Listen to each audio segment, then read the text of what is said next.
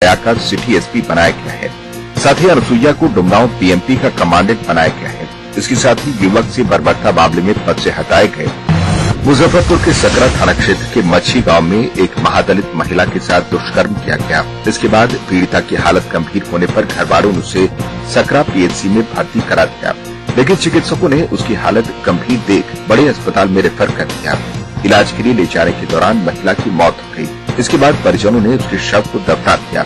मृतक के पति के मुताबिक 5 से 6 की संख्या में हथियारबंद अपराधियों ने 27 मार्च की रात इस घटना को अंजाम दिया। इस दौरान उसकी आंख पर पट्टी बांध दी गई थी। इस घटना की तत्काल सूचना पुलिस को नहीं दिए जाने की वजह से पुलिस पूरे मामले को संदेहास्पद मान रही है और मृतक के पति को हिरासत में लेकर पूछताछ कर रही है। वह इस पूरे मामले का सच सामने लाने के लिए पुलिस को पोस्टमार्टम रिपोर्ट का इंतजार है, जिसके बाद पता चल सकेगा कि उसके साथ दुष्कर्म किया गया था या नहीं। मुजफ्फरपुर के मीनापुर थाना क्षेत्र के मुसाइचक गांव में डायन के आरोप में महिला को मैला पिलाने की कोशिश की गई। इतना ही नहीं, विरोध करने पर महिला और उसके वृद्ध ससुर की दबंगों ने जमकर पिटाई भी की। दोनों का एसकेएमसीएच में इलाज चल रहा है। 26 मार्च को ये घटना हुई थी, लेकिन पुलिस ने अब तक पीड़ित का बयान तक दर्ज नहीं किया है। मारपीट में महिला के सिर में गंभीर चोटें आई हैं, जबकि उसके ससुर की हालत चिंताजनक बताई जाती है। नवादा में होली के दौरान भाई ने ही भाई की पत्नी के साथ दुष्कर्म किया और इसका विरोध करने पर पीड़िता के पति की न केवल पिटाई की गई, बल्कि घर में भी तोड़फोड़ की गई। इस मामले में नारदीगंज थाना में 2 के खिलाफ नामजद प्राथमिकी दर्ज कराई गई है। वहीं पुलिस ने पीड़ित की मेडिकल जांच के लिए सदर अस्पताल में भर्ती करा दिया है। हालांकि अभी तक इस मामले में किसी की गिरफ्तारी नहीं हो पाई है। अररिया के पलासी थाना क्षेत्र में विकलांग युवती से दुष्कर्म और मारपीट का प्रयास किया गया था। इस मामले में त्वरित कार्रवाई करते हुए पुलिस ने 12 घंटे के भीतर आरोपी को गिरफ्तार कर चार्जशीट दाखिल कर दिया है। 1 महीने के दौरान 12 घंटे के भीतर लड़कियों से छेड़खानी और दुष्कर्म के आरोपी की गिरफ्तारी के साथ चार्जशीट दाखिल करने का ये तीसरा मामला है। वही गिरफ्तार आरोपी युवक ने एसपी शिवदीप लांडे के सामने अपना गुनाह कबूल कर लिया है। कांग्रेस पर मुलायम सिंह यादव के दिए गए बयान के बाद जहां केंद्र में राजनीतिक सरगर्मी बढ़ी हुई है, वहीं बिहार में भी सत्तारूढ़ दल के दोनों घटकों ने इसका मतलब निकालना शुरू कर दिया है। भाजपा के नेता जहां इसे कांग्रेस की सियासी चाल बताते हैं, वह जदयू भी कांग्रेस को सत्ता मैनेजमेंट का शातिर खिलाड़ी करार दे रही है। हालांकि कांग्रेस प्रदेश अध्यक्ष ने कहा कि पार्टी चुनाव के लिए तैयार है, लेकिन उन्होंने मध्यावधि चुनाव की आशंका से इनकार किया है। लोकसभा चुनाव की आहट को भांपकर कांग्रेस पटना में रणनीति बनाने में जुटेगी। सदाकत आश्रम में कोऑर्डिनेशन कमेटी की अहम बैठक होने जा रही है। इसमें बिहार प्रभारी गुलचैन सिंह चारक और सचिव संजय निरुपम भी भाग लेंगे। इसके साथ ही इसमें कमेटी के सभी सदस्य और पार्टी के वरिष्ठ नेताओं को बुलाया गया है। ये बैठक पूरे दिन चलेगी। इस दौरान लोकसभा चुनाव में प्रभावी रणनीति तैयार की जाएगी। नरेंद्र मोदी के नाम पर भले ही नीतीश कुमार खार खाते, मगर बीजेपी इस मामले में नीतीश के आगे झुकने को तैयार नहीं दिखती।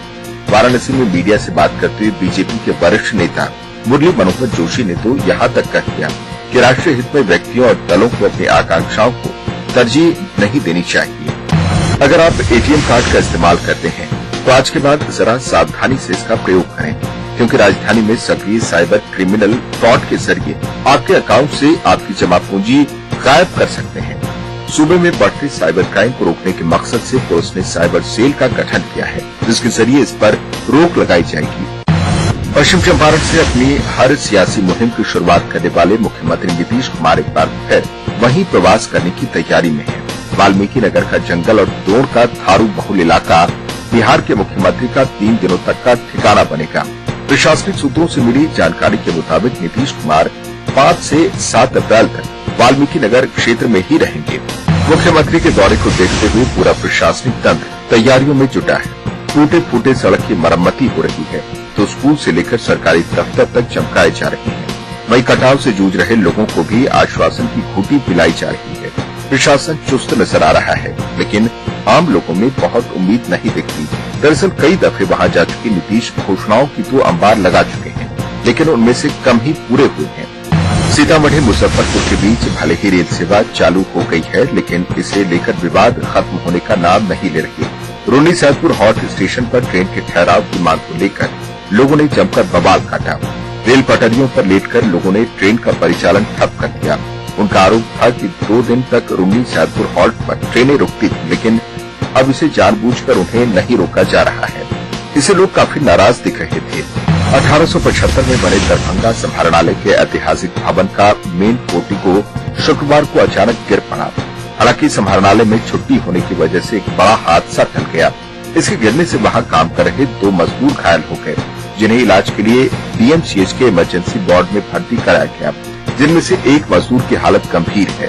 डीएम कुमार रवि ने डीएमसीएच पहुंचकर घायल मजदूरों का हालचाल जाना।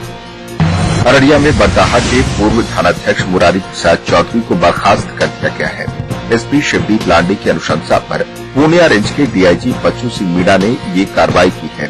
2008 में ग्रामीणों की शिकायत पर विजिलेंस की टीम ने अपहरण के मामले में 23,000 रूपये घूस के साथ उन्हें रंगे हाथों गिरफ्तार किया था। इतना ही नहीं, मुरारी प्रसाद चौधरी पर गिरफ्तारी के समय विजिलेंस की टीम पर सर्विस रिवॉल्वर से फायरिंग भी करने का आरोप है।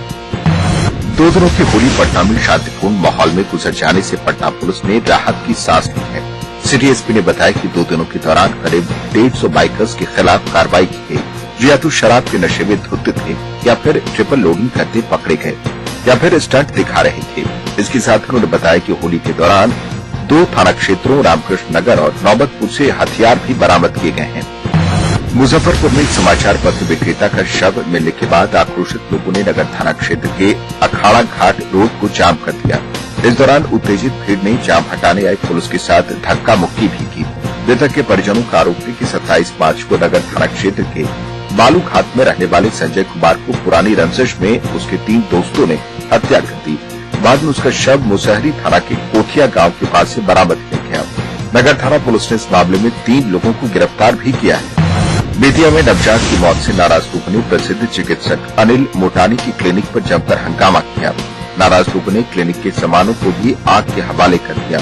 लोगों का आरोप था कि डॉक्टर की लापरवाही से गोलाघाट डुमरी निवासी लंकू राम के नवजात बेटे की मौत हो गई। आक्रोशित लोग चिकित्सक अनिल मोटानी पर कार्रवाई की जाने की मांग कर रहे थे। मौके पर पहुंचे नगर थानाध्यक्ष और सदर इंस्पेक्टर की तरफ से कार्रवाई का भरोसा दिए जाने के बाद लोगों का गुस्सा शांत हुआ। बक्सर में शराब पीने और पिलाने के विवाद ने हिंसक रूप ले लिया और इस दौरान की गई गोलीबारी में 3 लोग गंभीर रूप से घायल हो गए। जिले के कृष्ण ब्रह्म थाने के छतनवार गांव की एक घटना है। सभी घायलों का इलाज सदर अस्पताल में किया जा रहा है। वहीं पुलिस ने मामला दर्ज कर लिया है और दोषियों के खिलाफ कार्रवाई कर रही है।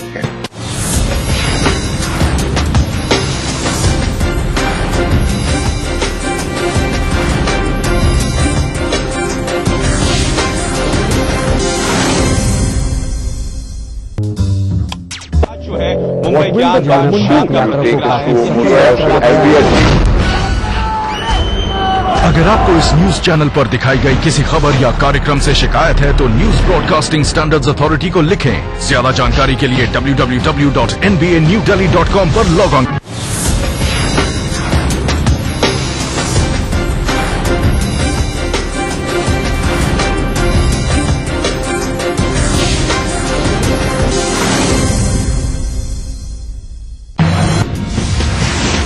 भारत सरकार में प्रतिनियुक्ति पर रहे रामसेवक शर्मा झारखंड के नए मुख्य सचिव होंगे। 31 मार्च को सेवानिवृत्त हो रहे वर्तमान मुख्य सचिव एसके चौधरी की सेवानिवृत्त होते ही रामसेवक शर्मा मुख्य सचिव का पदभार ग्रहण करेंगे। राजभवन ने इस बारे में अधिसूचना जारी कर दी है। 1978 बैच के भारतीय प्रशासनिक सेवा के आर.एस. शर्मा इससे पहले यूआईडी के निदेशक के पद पर थे। 2 दिन बाद झारखंड की स्वास्थ्य सेवा चरमरा सकती है, क्योंकि 31 मार्च को सूबे के 4,500 से ज्यादा मेडिकल कर्मियों की अनुबंध खत्म हो रही है। इसमें अनुबंधित चिकित्सक और पारा मेडिकल कर्मी से लेकर नर्सें तक शामिल हैं। ऐसे में तमाम मेडिकल कर्मियों ने सरकार से सेवा नियमित करने की मांग की है और अगर ऐसा नहीं हुआ तो ये लोग अब अनुबंध पर काम नहीं करेंगे। तो इस कड़ी में करीब 250 अनुबंधित चिकित्सकों ने आगे अनुबंध पर अपनी सेवा देने से मना कर दिया है।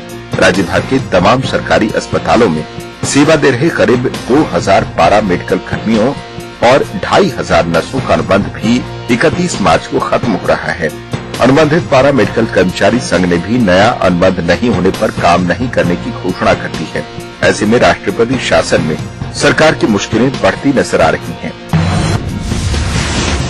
गढ़वा में एक नशेड़ी बाप हैवानियत की सारी हदों को पार कर गया और उसने अपने ही जिगर के 2 टुकड़ों को मौत के घाट उतार दिया। इस कलयुगी बाप पर इस कदर नशा हावी था कि उसने अपनी मासूम 2 बच्चियों की हत्या कर दी। मृत बच्चियों में एक की उम्र 8 महीने जबकि दूसरे की उम्र 3 साल बताई जा रही है। घटना मरेना थाना क्षेत्र के गोंडा गांव की है। पुलिस ने हत्यारे बाप को गिरफ्तार कर लिया है। वह इस बाबत बताया जा रहा है कि आरोपी का अपनी ही भाभी के साथ नाजायज संबंध था और इसी को लेकर उसकी पत्नी से कुछ कहासुनी हो गई, जिसके बाद उसने अपनी दोनों बच्चियों की हत्या कर दी। धनबाद सांसद बीएन सिंह ने बीसीसीएल मुख्यालय में आयोजित बैठक का बहिष्कार कर दिया। दरअसल सांसद बैठक में भाग लेने जा ही रहे थे कि बीसीसीएल के मेन गेट पर तैनात सीआईएसएफ जवानों ने जांच के नाम पर उनकी गाड़ी रोक दी। सांसद और उनके समर्थकों की बार-बार गुजारिश के बाद भी जवानों ने उनकी गाड़ी अंदर नहीं जाने दी। इस दौरान समर्थकों और सीआईएसएफ जवानों में नोकझोंक भी हुई। बाद में बीसीसीएल के सीएमडी ने सांसद से माफी मांगी।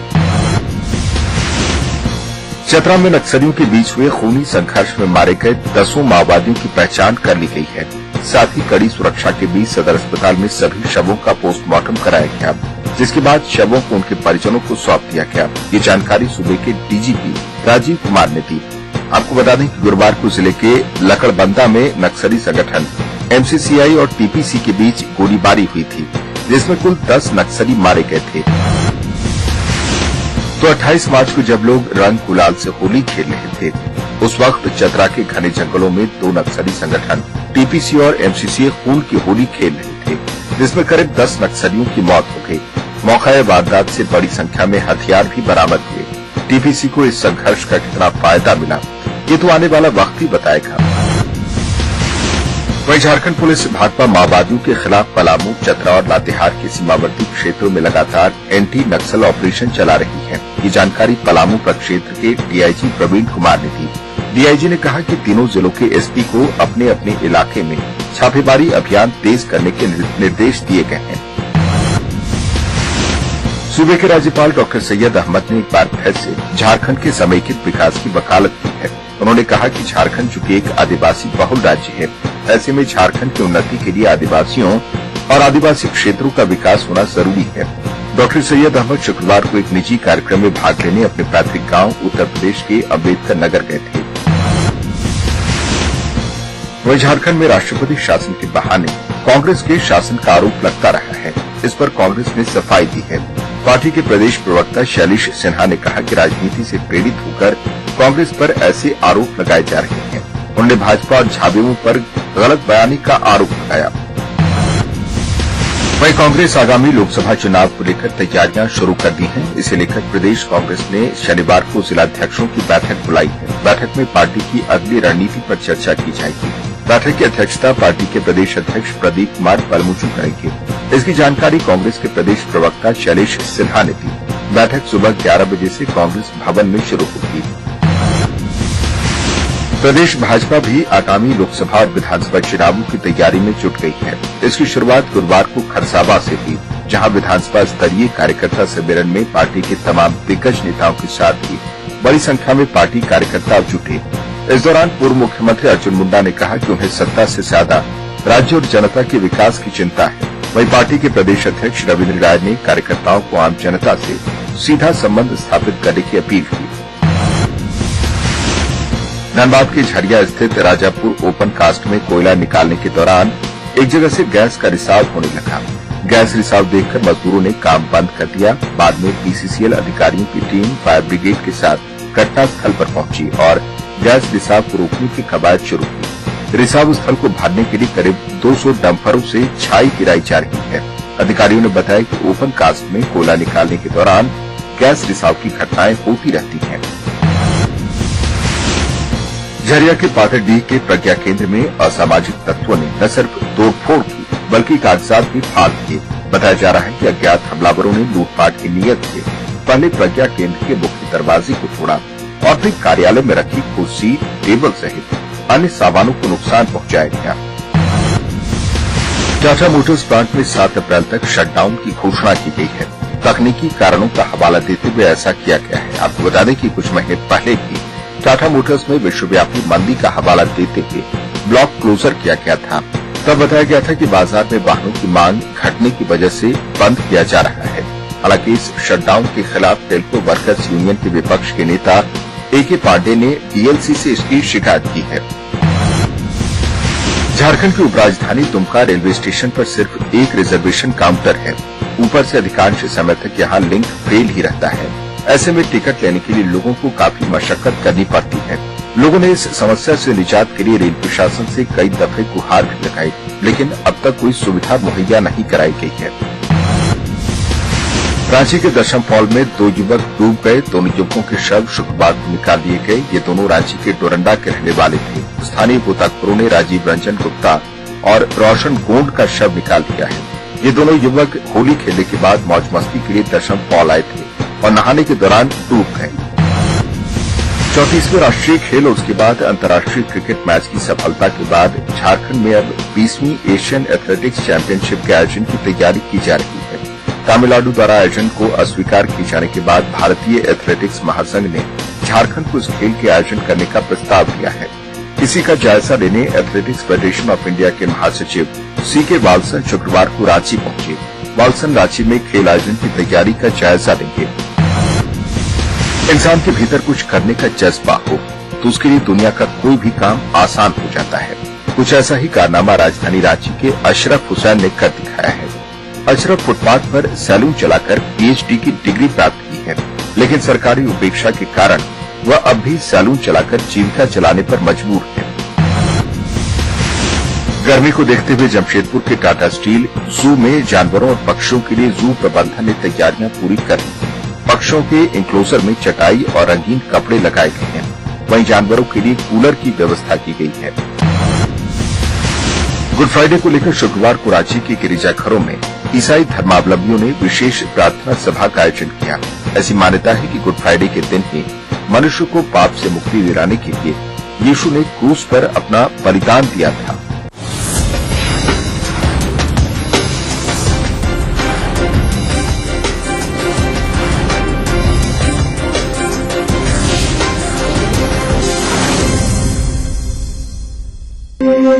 भारत की प्राचीन मौलिक खोज है योग, जो बनाए तन मन का संतुलन, जोड़े आत्मा को परमात्मा से, बढ़ाए शरीर की प्रतिरोधक क्षमता।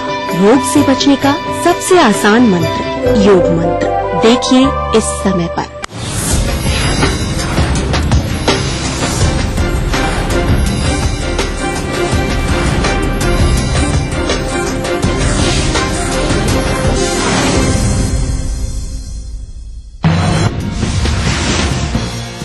ममता बनर्जी के नेतृत्व वाली तृणमूल कांग्रेस ने दावा किया है कि यूपीए सरकार अल्पमत में है, इसलिए सरकार को तुरंत इस्तीफा दे देना चाहिए।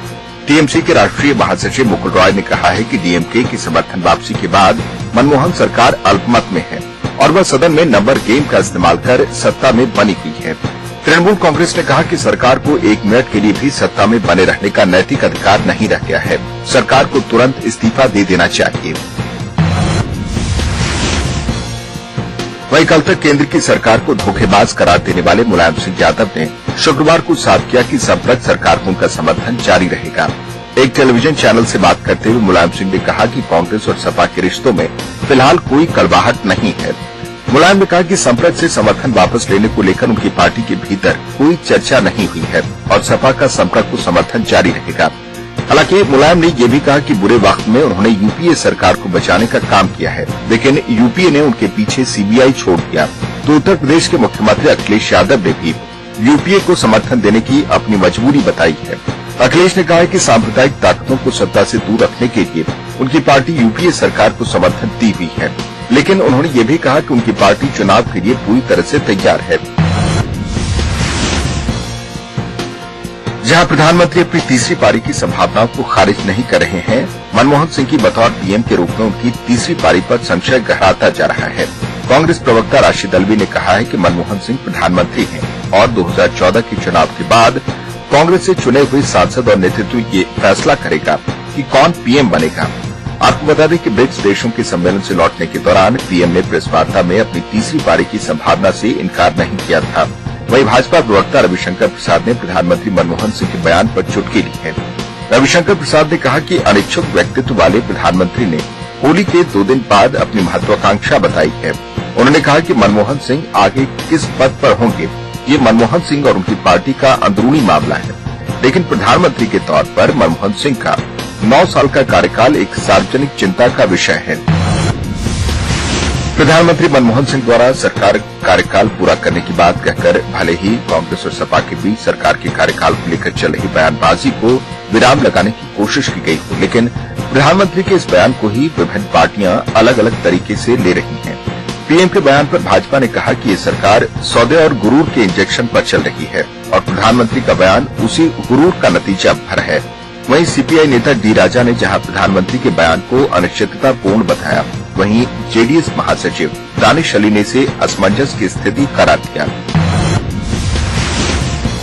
भाजपा नेता एबी वर्धन तीसरे मोर्चे की बात एक बार फिर दोहराई है। एबी वर्धन ने कहा कि चुनाव के पहले या बाद में कांग्रेस और भाजपा को सत्ता से हटाने के लिए तीसरा मोर्चा बनेगा। उन्होंने कहा कि वीपी सिंह और देवगौड़ा की सरकारें भी चुनाव के बाद ही बनी थी।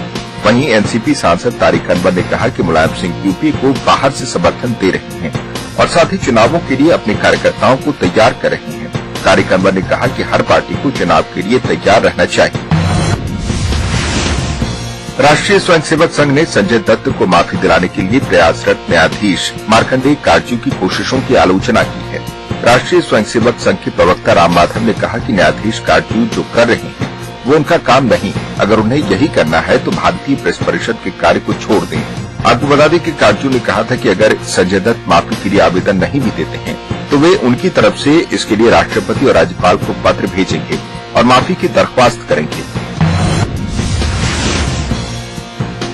दिल्ली में कांग्रेस और भाजपा आमने सामने है। केंद्रीय संचार एवं सूचना प्रौद्योगिकी मंत्री कपिल सिब्बल ने एमसीडी को महाजोड़ डिपार्टमेंट बताया है। बल्ली मारन में रोड प्रोजेक्ट का उद्घाटन करने पहुंचे कपिल सिब्बल ने दिल्ली नगर निगम पर बयान देते हुए कहा कि जनता आजकल एमसीडी को महाजोड़ डिपार्टमेंट कहती है। कपिल सिब्बल ने शीला दीक्षित को लंबी पारी खेलने वाली बताते हुए नवंबर में होने वाले विधानसभा चुनावों में कांग्रेस की जीत का दावा किया है। तो दिल्ली विधानसभा के नेता प्रतिपक्ष विजय कुमार मल्होत्रा ने केंद्रीय मंत्री कपिल सिब्बल के एमसीडी को लेकर दिए गए बयान पर आपत्ति जताई है। विजय कुमार मल्होत्रा ने कहा कि कपिल सिब्बल को किसी वैधानिक संस्थान को इस तरह की बात कहना शोभा नहीं देता। उन्होंने चुटकी लेते हुए कहा कि दुनिया जानती है कि यूपीए अब तक की देश की सबसे भ्रष्ट सरकार है और सिब्बल उसमें मंत्री हैं। केंद्रीय विज्ञान एवं प्रौद्योगिकी मंत्री एस जयपाल रेड्डी ने भारत में औद्योगिक शोध को और व्यापक बनाने के लिए अमेरिका की MIT के साथ मिलकर काम करने की बात कही है। उन्होंने रिसर्च के क्षेत्र में बेहतरी के लिए दोनों देशों के वैज्ञानिकों के आदान प्रदान करने के प्रस्ताव की भी बात कही। एस जयपाल रेड्डी एसोचैम द्वारा दिल्ली में आयोजित एक कार्यक्रम के मौके पर लोगों को संबोधित कर रहे थे। पानी और बिजली के मुद्दे पर आम आदमी पार्टी के राष्ट्रीय संयोजक अरविंद केजरीवाल के अनशन का शुक्रवार को 7 दिन हो गए। उनकी सेहत में गिरावट दर्ज की जा रही है। इसके बावजूद अनशन खत्म करने को तैयार नहीं है। मीडिया से बात करते हुए उन्होंने कहा कि राजनीति बदलने के लिए त्याग की जरूरत है। ये अनशन भी उसी का एक हिस्सा है। इससे लोगों में जागरूकता आ रही है। दिल्ली के नामी बिल्डर और बीएसपी नेता दीपक भारद्वाज के हत्यारों की अब तक गिरफ्तारी नहीं हो पाई है। हालांकि पुलिस ने इस मामले में एक कार को जब्त किया है और बताया जा रहा है कि इस कार का इस्तेमाल घटना में किया गया है, लेकिन अभी तक इसकी पुष्टि नहीं हो पाई है। पुलिस इस हत्या की गुत्थी को सुलझाने के लिए बीएसपी नेता की पत्नी और उनके बेटों से भी पूछताछ कर रही है। हत्या की गुत्थी सुलझाने के लिए पुलिस हरियाणा, उत्तराखंड, उत्तर प्रदेश में भी छापेमारी कर रही है। पुलिस का मानना है कि इस हत्या के पीछे पैसा या फिर संपत्ति का मामला हो सकता है। पाकिस्तान के पूर्व राष्ट्रपति परवेज मुशर्रफ पर एक अज्ञात शख्स ने जूता फेंका है। मुशर्रफ पर जूता उस वक्त फेंका गया जब वो सिंध प्रांत के उच्च न्यायालय से 15 दिनों की अग्रिम जमानत मिलने के बाद बाहर आ रहे थे। हालांकि ये जूता उन्हें लगा नहीं और उनसे दूर जाकर आपको बता दें कि बेनजीर भुट्टो सहित अन्य मामलों में अग्रिम जमानत की अवधि बढ़ाने के लिए मुशर्रफ आज खुद अदालत में उपस्थित थे। इससे पहले 22 मार्च को अदालत ने उन्हें इन्हीं सब मामलों में 10 दिनों की अग्रिम जमानत दी थी। पाकिस्तान के पेशावर में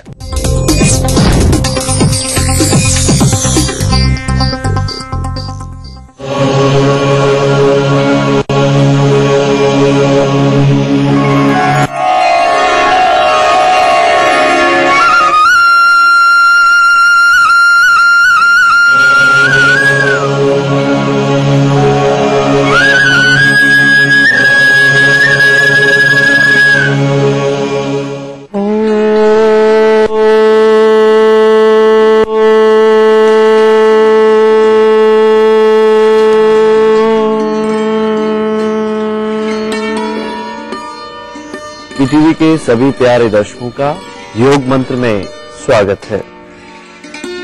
मैं योग गुरु डॉक्टर महेंद्र सिंह और मेरे साथ में है मेरी सहयोगी श्रद्धा।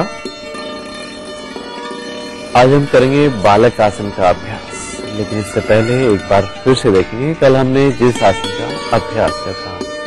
द्विकोणासन को करने के लिए सबसे पहले अपने स्थान पर खड़े हो जाएंगे, शरीर को बिल्कुल एक सीध में रखते हुए दृष्टि सामने रखेंगे।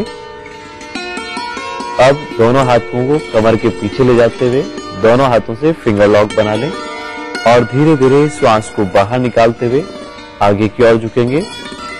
अपनी क्षमता अनुसार जितना आगे की तरफ झुक सकते हैं झुकने की कोशिश करेंगे। दोनों हाथों को पीछे की तरफ ले जाते हुए दोनों कंधों को पीछे की तरफ खींचे। कुछ सेकंड्स के लिए बने रहें इसी पोजीशन में और बिल्कुल धीरे धीरे श्वास लेते हुए वापस ऊपर आ जाएंगे। बालक आसन को करने के लिए सबसे पहले पीठ के बल लेट जाएंगे। अब धीरे से करवट लेते हुए पेट के बल उल्टा लेट जाएंगे। दोनों पैर मिलाकर रखेंगे। अब धीरे से अपने बाएं पैर को लेफ्ट लेग को घुटने से मोड़ते हुए आगे की तरफ कर लेंगे और जो पैर आपने मोड़ रखा है वो हाथ चेस्ट के बगल में रखेंगे और उसी तरफ आपको देखना है। दूसरा हाथ थाइस के पास में रखेंगे। घुटने से पैर को अच्छे से मोड़ लें, आंखें कोमलता से बंद कर लें। दूसरा पैर बिल्कुल सीधा रखेंगे और अपने शरीर को बिल्कुल ढीला छोड़ देंगे, अर्थात अपनी पूरी एकाग्रता, अपना पूरा ध्यान शरीर पर ले जाते हुए पैर के अंगूठे से लेकर सिर तक पूरा शरीर धरती माँ की गोद में निढाल कर दें। इस तरह से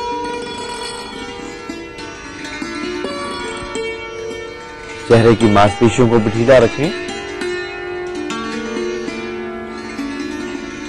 श्वास की गति सामान्य बनाए रखें इस दौरान।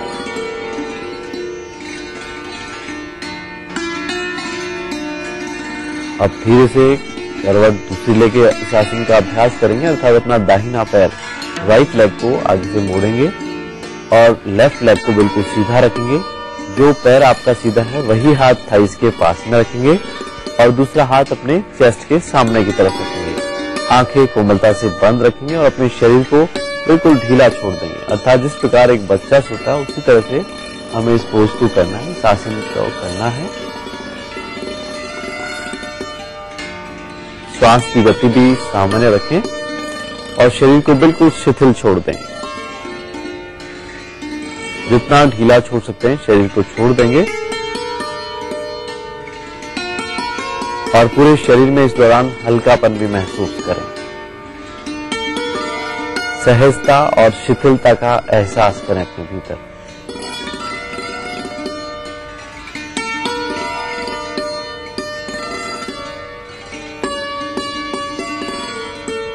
रिलैक्स करें, विश्राम करें। बेहद उपयोगी है बालक आसन का अभ्यास। शारीरिक थकावट को दूर करता है बालक आसन का अभ्यास। और जिनको हाई बीपी, हार्ट की प्रॉब्लम रहती है, हार्ट की प्रॉब्लम जिनको रहती है वे इस आसन का अभ्यास इस तरह से नहीं करें और कोशिश करेंगे श्वास की गति बिल्कुल सामान्य बनी रहे इस आसन में और सहजता और शिथिलता का एहसास इस आसन को करते समय महसूस करते हैं। आज का योग मंत्र है उबला हुआ टमाटर और लहसुन हमारे शरीर में बढ़ते हुए कोलेस्ट्रॉल को दूर करने के लिए बेहद उपयोगी है और पॉल्यूशन से होने वाली बीमारियों से भी हमें बचाता है। और जिनको मोटापा है और स्पेशली जो एनीमिक है, अर्थात जिनके शरीर में खून की कमी रहती है, उनके लिए भी बेहद उपयोगी है उबला हुआ टमाटर और लहसुन का सेवन। तो आज के लिए बस इतना ही। कल हम फिर हाजिर होते हैं एक नए योग मंत्र के साथ।